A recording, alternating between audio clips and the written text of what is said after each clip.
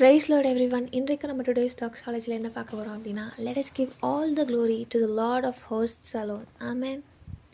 தேவனே, என்னை தருகிறேன், உம் பாதத்தில் என்னை படைக்கிறேன்.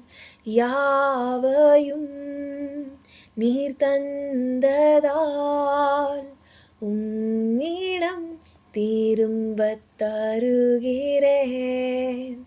எந்தன் வாழ்வின் மேன்மையெல்லாம் உந்தனுக்கே தருகிறேன். எங்கள் ஆராதனை உமக்கே